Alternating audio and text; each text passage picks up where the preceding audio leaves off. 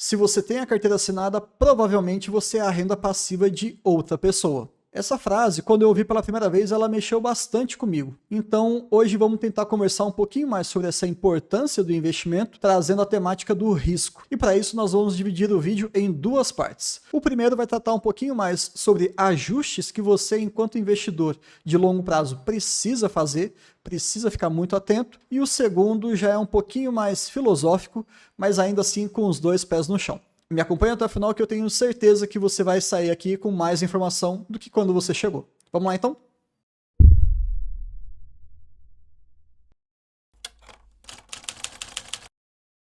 Começando aqui logo de cara com um pequeno exemplo que nós temos na plataforma do AGF, eu gosto sempre de utilizar essa empresa porque ela tem várias vantagens didáticas. Não é necessariamente uma indução para que você invista em Banco do Brasil, pelo amor de Deus, nós jamais faremos isso aqui no canal Vida de Acionista. Mas ao entender algumas diferenças do dividendo por ação projetivo e médio, é fundamental para que você use corretamente essa ferramenta. Mas eu quero ir um pouquinho além. Se você tiver com algumas dúvidas básicas em relação a essa temática, eu vou deixar como uma sugestão aqui para vocês um vídeo um pouquinho mais antigo, mas ainda assim com bastante conceito. De qualquer maneira, vamos olhar aqui, Banco do Brasil, nós temos como dividendo projetivo por ação neste ano de 2023, R$ 4,91, ou seja, para cada uma ação de Banco do Brasil, espera-se que de janeiro a dezembro, ou pelo menos referente a esse período de 2023, você vai receber R$ 4,91. E se você for olhar para a média dos últimos 6 anos, a gente tem ali um histórico de R$ 2,15. Então, se o Banco do Brasil fizer exatamente o que ele fez nesse último período de 6 anos, nós teríamos para o ano de 2023 um dividendo de R$ 2,15 para cada uma ação que você tem na carteira. São duas estratégias diferentes, uma um pouquinho mais conservadora e outra um pouquinho mais arrojada, com suas vantagens e desvantagens. Mas muita gente está esquecendo de um ponto fundamental. Quando você olha o histórico dos últimos 6 anos, muito provavelmente o 6º ano, lá aquele ano mais afastado, ele talvez não reflita tanto a sua empresa no ano vigente. Porque se a gente for pensar na realidade, nós já estamos caminhando para o 2º semestre do ano. Então, em menos de 6 meses, nós teremos um pequeno ajuste nessa métrica. Mas calma lá, eu vou mostrar com dados para ficar mais fácil esse racional.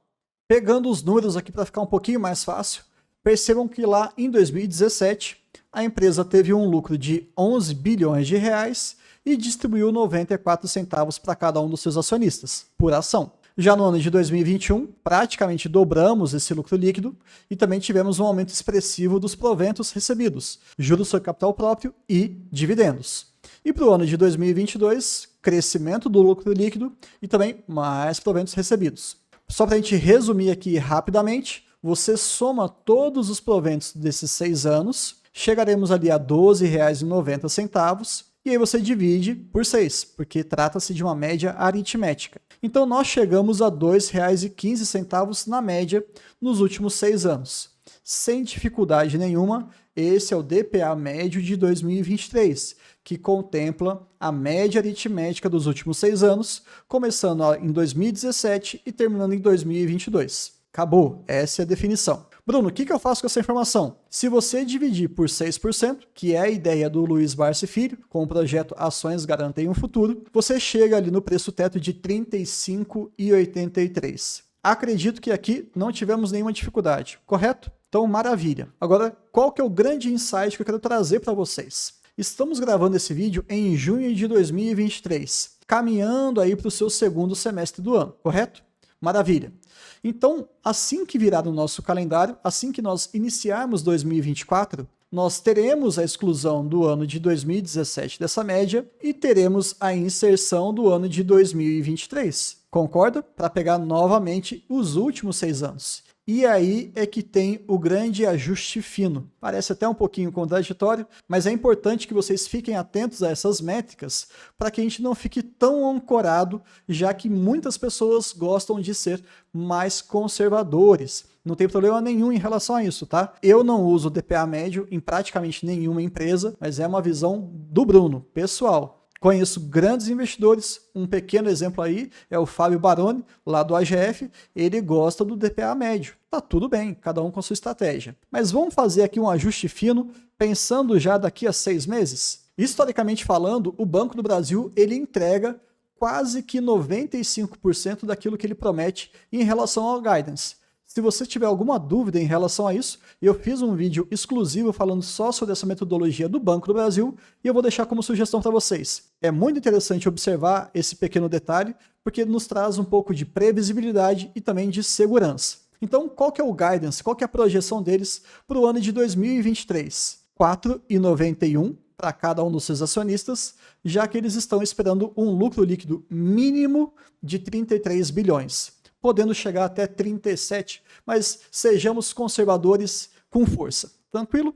E aí, olha só então o que a gente vai ter que ajustar. Tiramos o ano de 2017 e colocamos o ano de 2023. Lembrando, aqui eu estou tentando calcular o DPA médio de 2024, que de novo vai pegar a média aritmética dos últimos 6 anos, começando em 2018 até 2023. Certo? Na hora que você faz esse somatório, esse elemento aqui ele muda, o 4,91, porque nós tiramos 94 centavos e colocamos 4,91, substituindo então os anos mais distantes pelo ano mais próximo.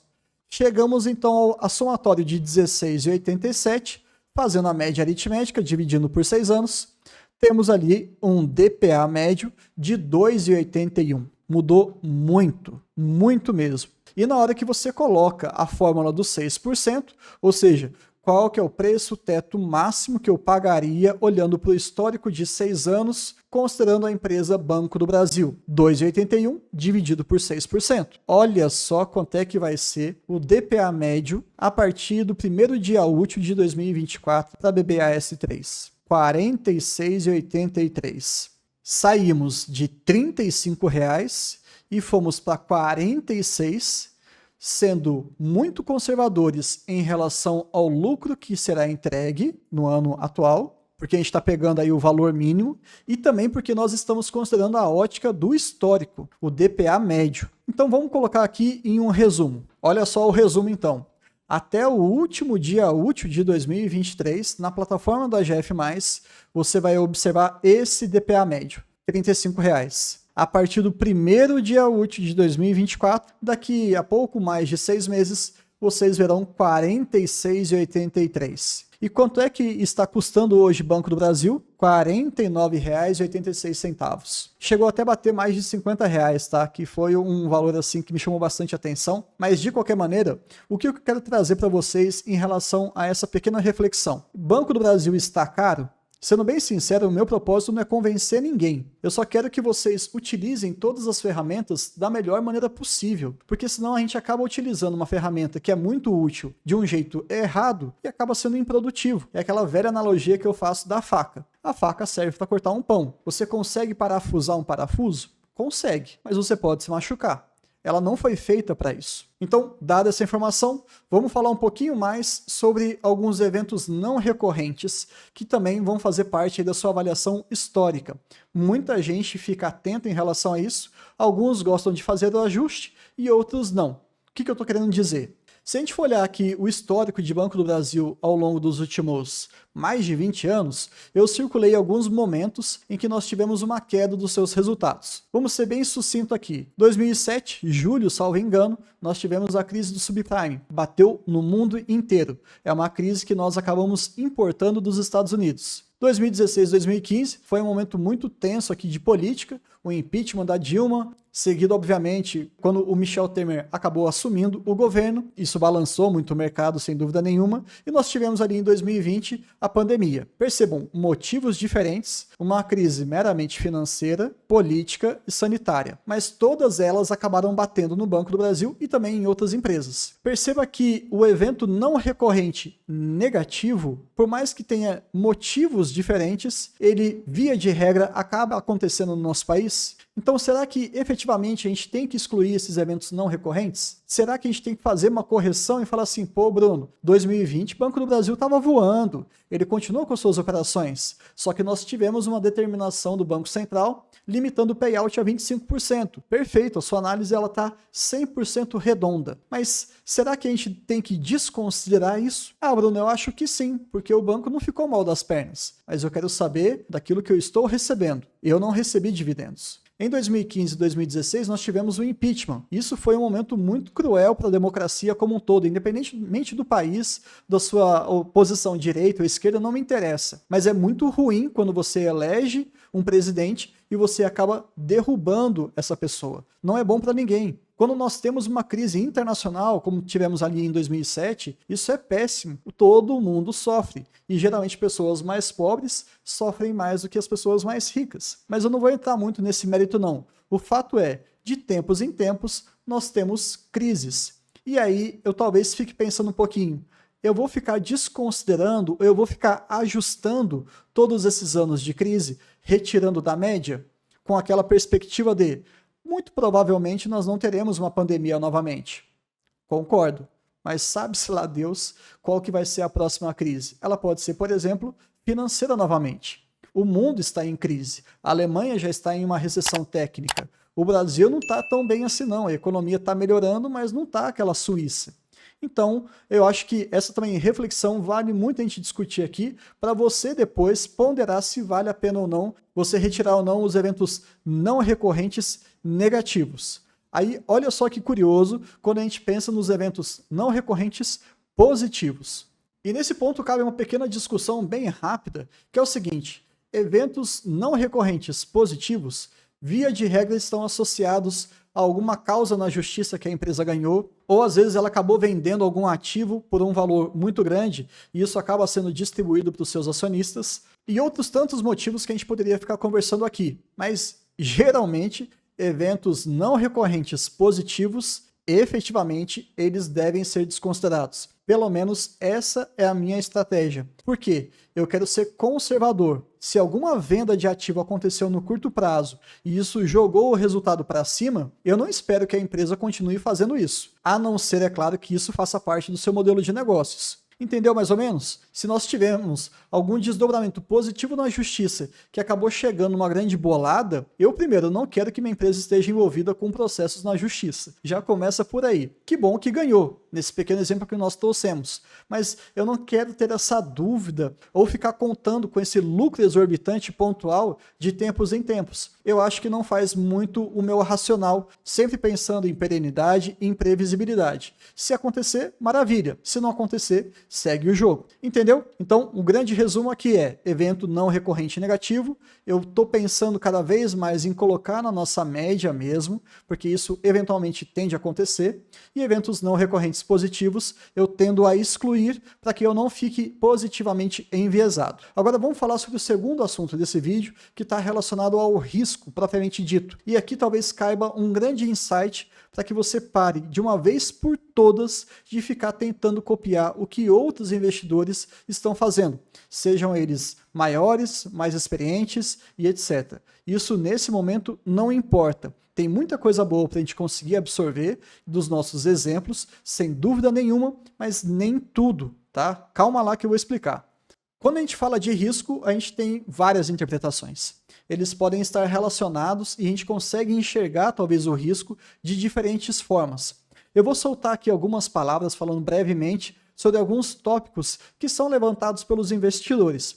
E lembre-se, eu não quero fazer nada aqui puramente acadêmico. Eu só quero fazer com vocês aqui uma pequena discussão para que a gente consiga aumentar os nossos argumentos, para que a gente consiga, na verdade, aumentar cada vez mais o nosso senso crítico. Tranquilo? Então, vamos lá. Um risco que muitas pessoas gostam de ficar observando está relacionado ao lucro. Como assim, Bruno? Bom, a empresa está lá entregando lucro crescente, com algumas pequenas oscilações, e de repente tem uma queda muito grande. Opa, alguma coisa está acontecendo. Então, uma queda abrupta do lucro, se você não conhecer bem a empresa, você pode acabar enxergando isso aqui como um aumento do risco. Uma outra informação que eu, pelo menos, gosto um pouquinho mais do que propriamente o lucro é a questão do fluxo de caixa. Isso me dá uma ideia um pouquinho mais madura se a empresa ela está conseguindo gerar caixa, se ela está conseguindo gerar valor para o seu acionista. E isso, para mim, é fundamental. Qualquer grande oscilação que não seja explicado, é claro que a gente vai ter, em alguns ciclos de investimento, um fluxo de caixa um pouco negativo, ou até às vezes muito negativo. Mas entendo, isso faz parte daquele grande ciclo. Nós queremos desembolsar primeiro, para depois a gente começar a colher esses frutos. Então, entender essa dinâmica do fluxo de caixa é, para mim, uma boa métrica em relação ao risco. Outras pessoas falam em relação à governança. Sim, se você tem, por exemplo, uma fraude contábil, como aconteceu com o caso ali das Americanas, ou uma fraude muito complicada no caso de IRB, então você tende a confiar cada vez menos nessas empresas, ou às vezes até, infelizmente, no próprio setor como um todo. E até mesmo o Warren Buffett fala isso, né? Você demora ali décadas e décadas para você construir a sua imagem, e alguns poucos segundos para que você consiga destruir. Muitas vezes isso é um dano irreparável. Então sim, a governança talvez me ajude um pouquinho nessa métrica de risco. Outra forma que as pessoas falam, geralmente em relação à percepção de risco ou não, é: essa empresa ela está se endividando de uma maneira despretensiosa, ou seja, a alavancagem está começando a ficar muito alta ao ponto de se tornar talvez impagável, ou talvez ao ponto dessa dívida se tornar tão custosa, e eu estou falando literalmente aqui do custo da dívida, está tão grande, que mesmo que a empresa esteja se tornando rentável na parte operacional, o seu custo financeiro não está conseguindo ter um saldo positivo. Então, essa percepção de como eles manejam as dívidas, que também está relacionado muito à questão de governança, me preocupa e me chama muita atenção. E uma outra forma também que está relacionada a risco, e talvez não seja tão comentado assim, é em relação aos proventos. Muitas vezes as empresas podem estar literalmente voando, conseguindo colocar todos os seus projetos em funcionamento, ela pode continuar tendo uma boa governança, consegue ali cada vez mais um fluxo de caixa positivo, mas ela pode eventualmente mudar a sua política de remuneração aos acionistas. E se isso acontece, eu, Bruno, enquanto investidor que quer dividendos, eu quero proventos. Se isso porventura tiver uma redução muito grande, sem uma explicação, sem uma boa argumentação, isso pode acontecer, tá? Isso aí eu entendo como uma percepção maior de risco. E já caminhando aqui um pouquinho mais para o final desse vídeo, uma outra forma de você enxergar o risco é quando você olha o preço. Sim, né, a gente sabe, preço importa, importa muito. Então não adianta nada você comprar um Banco do Brasil a R$100 se ele te dá uma remuneração muito baixa. E é aí, nessa percepção de preço, que eu vejo a grande vantagem daquele assunto que a gente acabou de abordar, o DPA médio e o DPA projetivo. Se você conseguir trabalhar dentro desses dois extremos, dependendo do seu perfil, você está respeitando uma das maiores mensagens dos investimentos. Preço importa. E uma das formas de a gente conseguir enxergar isso aí é, por exemplo, o Itaú. É uma empresa excelente, fenomenal no meu ponto de vista. Não consigo enxergar muitos problemas ali, na verdade, eu não enxergo quase nenhum risco real. Mas o preço, infelizmente, está fora. E é nessas horas que a gente fala. Nem toda empresa é um bom investimento. Então, fiquem atentos sempre ao preço. Mas sabe o que eu quero falar com vocês hoje? A percepção de risco em relação ao tempo. E esse daí talvez seja o ponto mais subjetivo e, ao mesmo tempo, mais importante na nossa longa trajetória. Se você quiser pelo menos ter um pequeno insight aqui numérico, objetivo, antes da gente entrar nessa grande discussão, saibam que naquela fórmula de juros compostos, nós temos o capital que você investe, nós temos a taxa de retorno e nós temos também a variável tempo. E de todas essas daí, a mais importante, pelo menos na minha percepção, é o tempo. Até porque ele está ali no expoente. Então, sempre que você conseguir colocar o tempo ao seu favor, a chance de você ter sucesso nos seus investimentos ela é muito grande. Quanto mais você coloca o tempo contra você, aí é uma decisão sua, maior vai ser o risco que você está se expondo. Mas vamos começar aqui a divagar brevemente sobre o risco do tempo. Essa imagem aqui você encontra facilmente no Google, e eu gosto bastante dela porque ela traduz um pouquinho do que eu quero dizer para vocês hoje. Quando nós somos jovens, nós temos tempo, nós temos energia, mas a grande maioria de nós não têm muito dinheiro. Quando a gente já está um pouco mais idoso, nós temos tempo de sobra para poder fazer várias coisas. Via de regra, ou pelo menos a grande maioria aqui de vocês, nós teremos um bom dinheiro, nós teremos uma boa renda passiva, porém, já nós não temos tanta energia. A saúde já começa a cobrar um pouquinho mais da gente. E 95%, para não falar até mais, de vocês que estão assistindo esse vídeo nesse momento, estão nessa fase, na fase adulta, naquela fase produtiva. Nós estamos correndo cada vez mais aqui de ganhar dinheiro, ou melhor dizendo, fazer dinheiro, né? Ganhar dinheiro não passa uma ideia de ser premiado? Na realidade não, né? Receber o salário não é um prêmio, né? É uma troca justa. Então a gente está fazendo dinheiro, tá? Até mesmo em inglês eles falam making money. É curioso isso aqui, é uma questão cultural, mas vamos fechar o parênteses. E também nós temos energia. Na minha área, por exemplo, eu sou formado em medicina, nós conseguimos fazer plantões de 12, 24, 36, 48 horas e às vezes até mais. Não que isso seja saudável ou correto, eu acho que não, mas a gente consegue fazer vários plantões para conseguir ter uma renda um pouco melhor. Mas nós não temos o tempo. E aí aqui talvez fique a nossa provocação lá do início do vídeo, que é o seguinte: se você tem a carteira assinada, provavelmente você é a renda passiva de outra pessoa. E isso é muito complicado. Eu vou tentar trazer um diagrama para que a gente consiga entrar diretamente no segundo recado importante desse vídeo. Quando você trabalha, o que você está fazendo? Você está trocando o seu tempo por dinheiro. Time is money, não é isso? Tempo é dinheiro. Então você consegue construir a sua renda ativa e boa parte de vocês está investindo em empresas. E por que isso? Porque nós queremos uma renda passiva. Ou seja, outras pessoas, nesse exato momento, enquanto você está vendo esse vídeo, estão trabalhando para que o Banco do Brasil continue fornecendo cada vez mais proventos para todos os acionistas. E isso é muito bom, isso é maravilhoso, esse é o nosso objetivo. E aí que vem a sacada, porque essa renda aqui que você está recebendo não veio do seu tempo de trabalho. E tempo, senhoras e senhores, é um ativo escasso. Ele sempre diminui. A gente sabe disso, mas no corre-corre da vida a gente acaba esquecendo. Então, quando você faz um investimento que veio do seu salário, você tem um risco enorme, muito grande. E a sua responsabilidade tem que ser 10 vezes maior do que você está imaginando. Porque esse tempo que você ficou trabalhando, você poderia estar fazendo qualquer outra coisa que você quisesse. Ficando com a família, estudando, descansando, viajando, enfim. E esse tempo não vai voltar. Você vendeu esse tempo para alguma pessoa e essa pessoa te remunerou com um dinheiro. Às vezes proporcional, mas na grande maioria das vezes nem tão proporcional assim. E se você faz um investimento ruim, como é que você vai recuperar isso? Trabalhando mais? Mas aquele tempo já passou. Então, esse é o grande ponto aqui.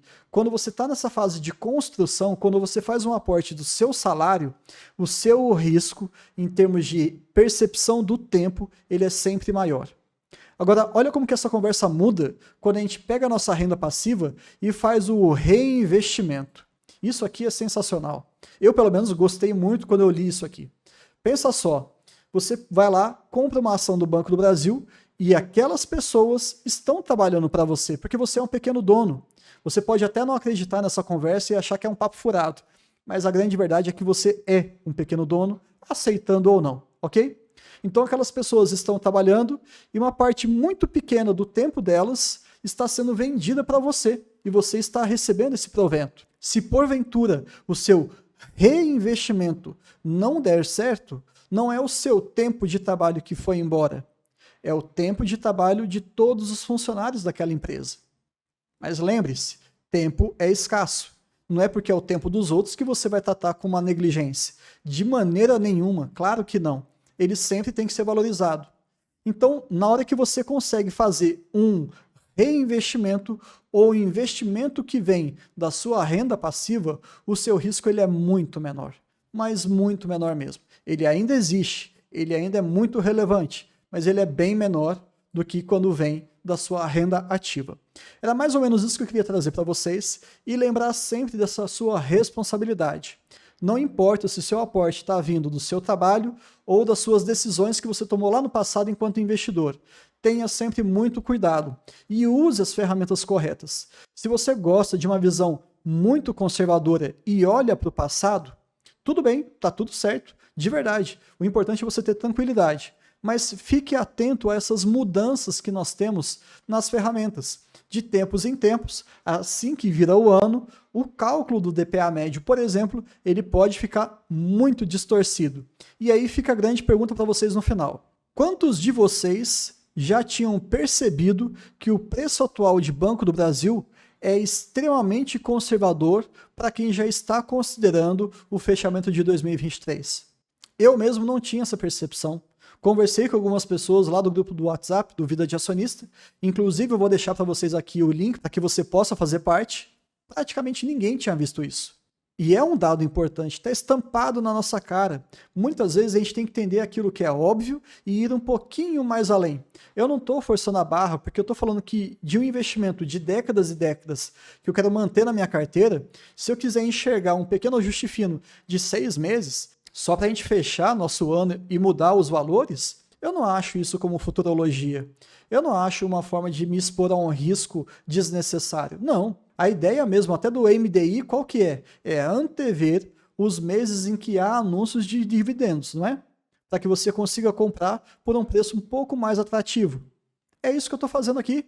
Eu estou tentando antever uma pequena informação que nós teremos a partir de 2024, e na hora que você olha R$ 49,00 e sabendo que o DPA médio a partir do ano que vem vai ser na casa de 46, poxa, tá fora dos 6%?